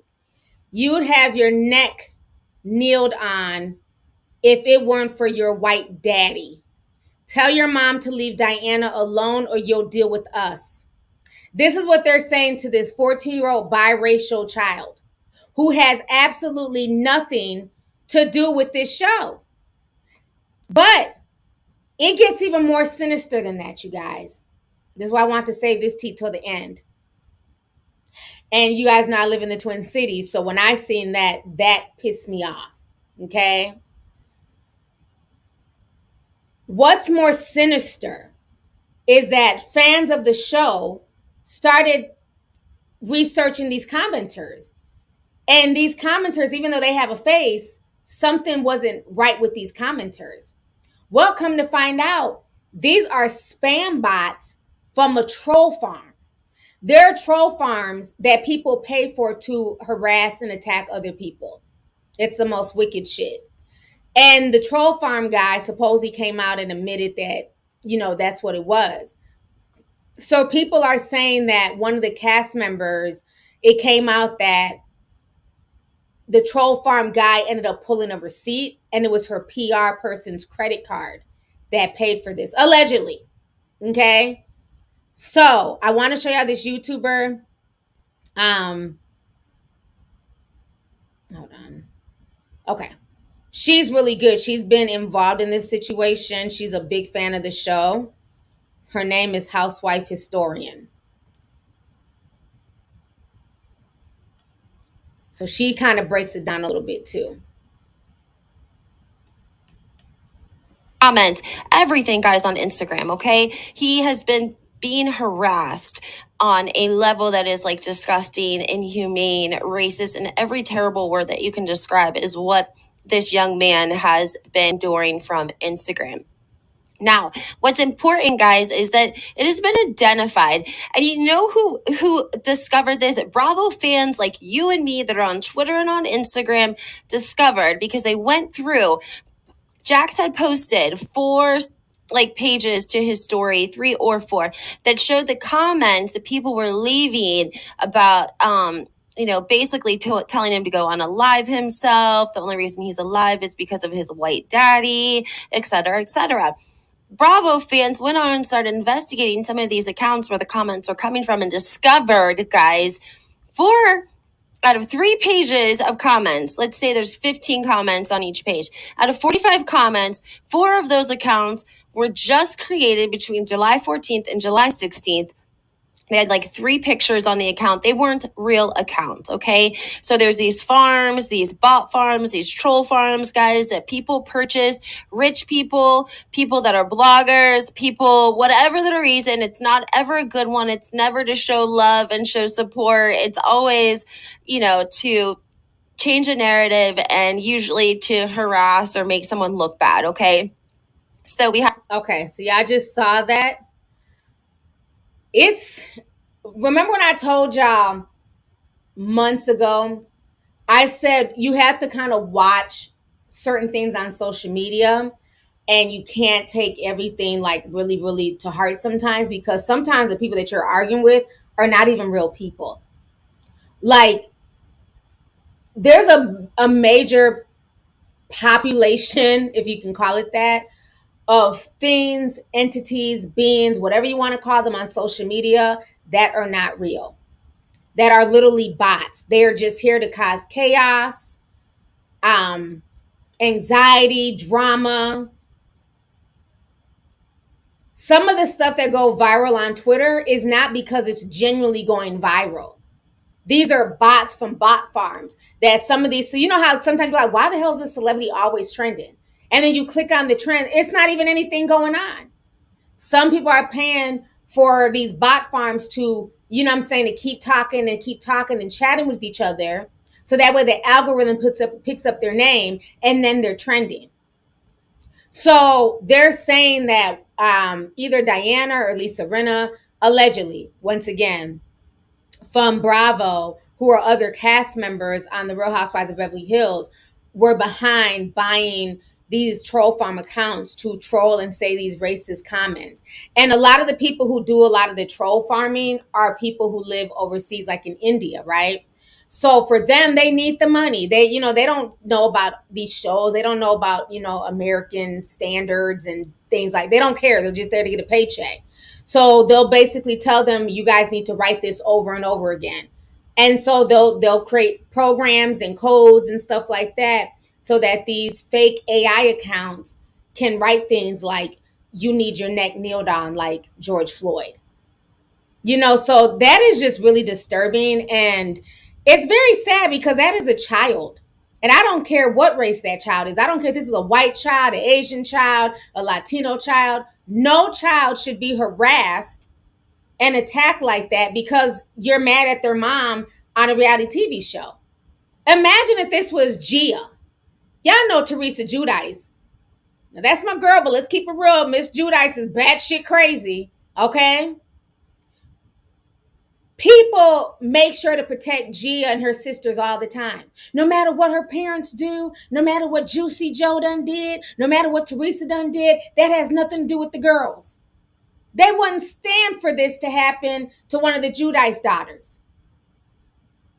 But it's very interesting how this is going on. And I'm waiting to see if Andy's going to address this, if he's going to talk about this at all.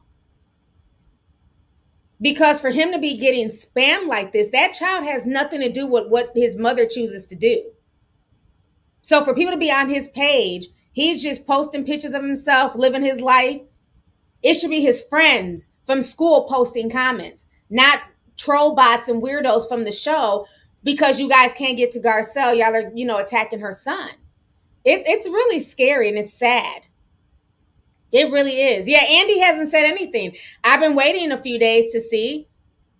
He gossips about everything else. He can, have a whole podcast about Nene reusing her dresses. Oh, she wore that at another reunion. Oh, she wore that in a confessional. Oh, Nene's always re-wearing her outfits. He can talk and gossip about that. But he hasn't said not one thing about what's going on with Garcelle Son. So I don't know. I don't like it. It's sad, but this is the world that we're living in, And there's always been racism online, right? That's not nothing new. But the problem is now, instead of you dealing with maybe a handful of racist comments, now there's bots. There's whole bot farms that, where you'll just have to make your page private sometimes because you're getting inundated with so much nonsense. You block one, they come right back. So kudos to the people who went behind the scenes and started putting 2 and 2 together and were able to trace this back to a troll farm. Because a lot of these celebrities, they do that stuff. They really do. Like, I've seen it happen to celebrity friends of mine, where it'll be like just different pictures, but the person is saying the same thing. And it'll be the same thing over and over again. And it really messes with you mentally. Your album sucks. Your album sucks. You suck. Your kids are ugly. This is thing. And it's just over and over and over again. It's demonic. I'm sorry. It's demonic. It really is. So, yeah, that whole situation is really sad. So Garcelle's kids are going through it, and I just hope that at least it gets discussed. I don't think this was a storyline for the show. I don't think they would go to this extreme. I just think they're trying to take her down a peg because, again, she's a bougie Black woman. She's soft. She's, she has good etiquette. Who does she think she is stepping into the Beverly Hills? But again, y'all can bring on Kim Zolciak on Real Housewives of Atlanta and everybody just embraces her with open arms. But now that it's the reverse and it's a Black woman going on a predominantly white show, it's an issue. But when Kim was on a predominantly Black series, she was welcomed with open arms. So I don't know. I just think it's really sad. Let's see here. Andres says, I also read that Rent threw Erica's name in the attacks because she knew the people already hated her and they would blame her regardless. Oh, you sent another one. Okay. A man came out and said that Lisa Rinna paid him to attack her sons, but I don't know how true it is. Yeah, I had saw that. I've heard different names. I've heard Lisa. I've heard Diane, and who knows? They all could be in cahoots. But of course, once the truth comes out, everybody tries to distance themselves. So it could be all of them plotting on her. But I just think it's disgusting. It's one thing to troll her and call her the N-word and, talk about her because she decided to sign up to be on the show. But her children did not. Her children have nothing to do with that. It's sad. Brandy sent $9.99. She says, please, please, please, please, please do a deep dive on bots, paid followers, daemons, and the darker side of how social media / the internet works. We love you. That would be a good topic. Y'all know I love anything techie. I love like deep dive, creepy, techie topics. Let me go ahead and copy and paste that so I don't forget. That would be really good. Thank you, Brandy. That's a really, really good topic.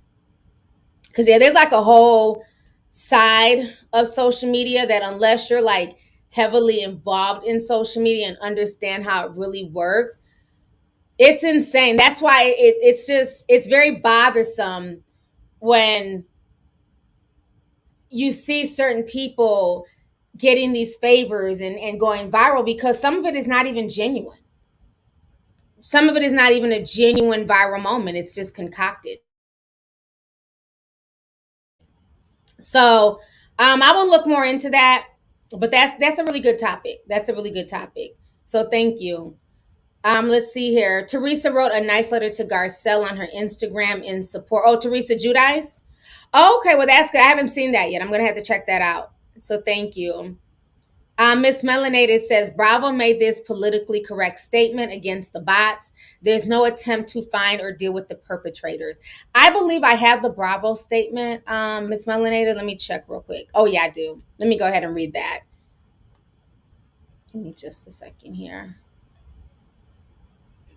Okay, so this is what Bravo had to say. Pull out your little tiny violins, y'all. We are shocked and appalled at the social comments directed at Garcelle Son. We urge our viewers and social followers alike to refrain from targeting our cast and their families with harmful rhetoric.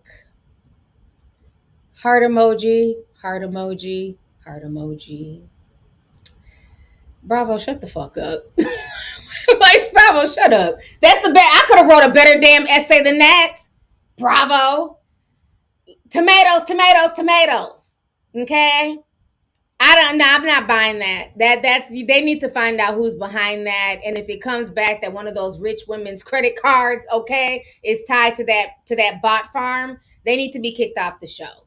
Because it's not okay. It's unacceptable. It is. Like I said, I don't care the race of the child.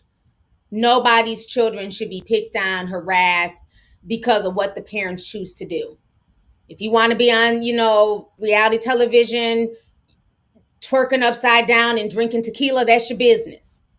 That has nothing to do with the kids. These kids still have to go to school. They still have to face the real world. They still have to be amongst friends, teachers, peers, things like that. So no, Bravo, you can't just write that dry ass statement. I don't like that. It was somebody else who had released a statement too. Oh yeah, the boy, Garcelle's son, Jax. Let me read his statement. He ended up having to go to his mom's account because he made his account private because he was getting trolled so much. So this is what he wrote on his mom's account. Let me share this with y'all. So from Jax, he says, well, I like to start off by saying that I'm still a kid and I wish to not be viewed as a fully matured adult because I am not one. It is currently my first week of high school, and instead of enjoying it like most kids at my school, I have to deal with being attacked on social media.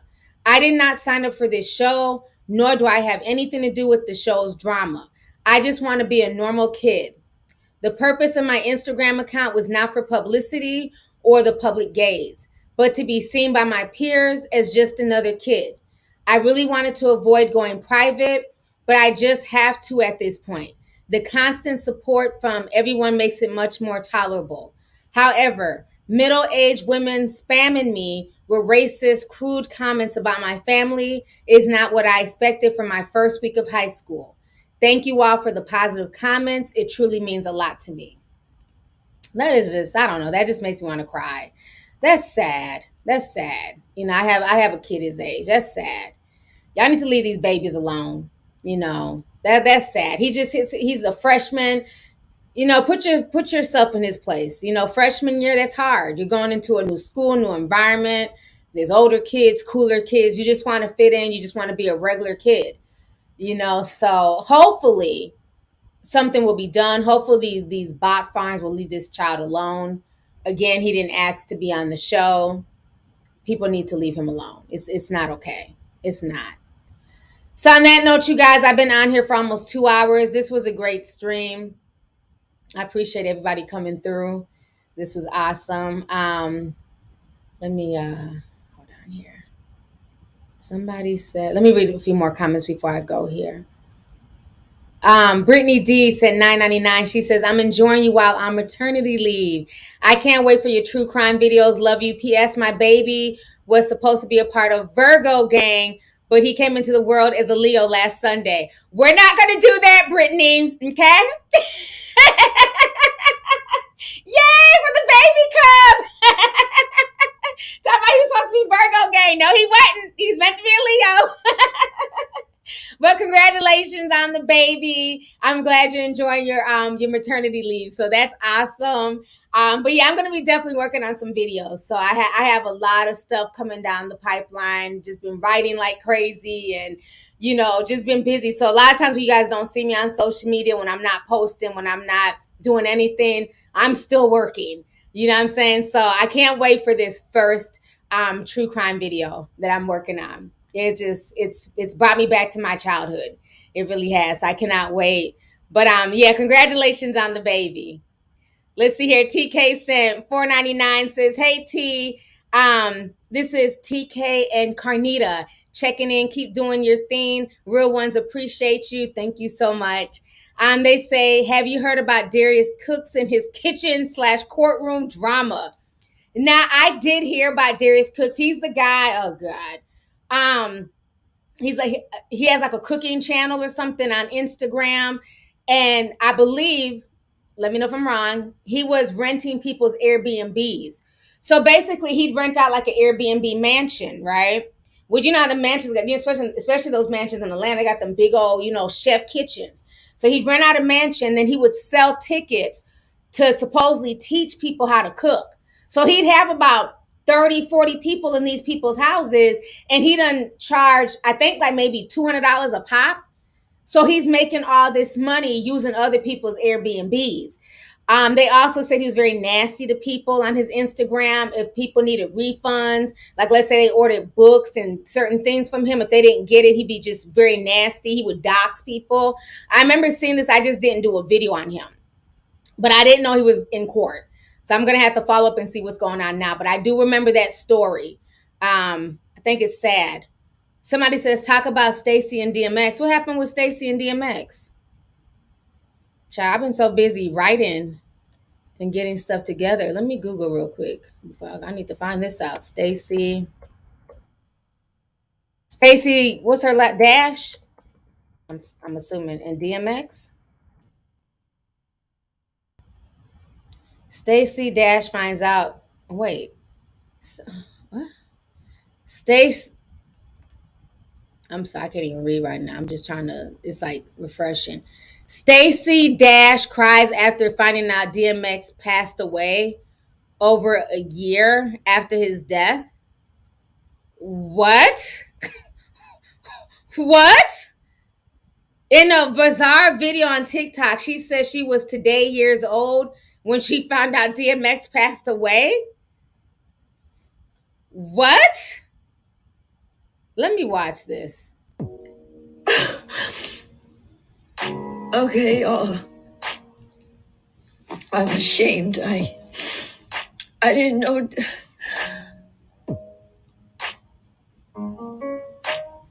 I didn't know DMX died. I didn't know. From a cocaine overdose. Okay, she's playing music, so I don't want to play too much. I was strolling through hashtag TikTok and found a DMX song that saved me many times. Suddenly it says hashtag RIP. I know I'm late. I did not know he passed away. Hashtag he OD'd. I am heartbroken. He was such a great guy. Hashtag devastated. Hashtag Stacey Dash. Hashtag For You page, bitch. Hashtag sober. Not her putting it on the For You hashtag. You know, I know it's time for me to go. I don't even know what to say at this point. Yep, that's the end of this stream. What? I don't even know what to say to that. And she's really crying real tears. Y'all know Stacey Dash is a very emotionless woman. So the fact that she's really crying, I felt her emotion. Bitch, where have you been? It's gonna be 2 years in a minute. Where you been, Stacey?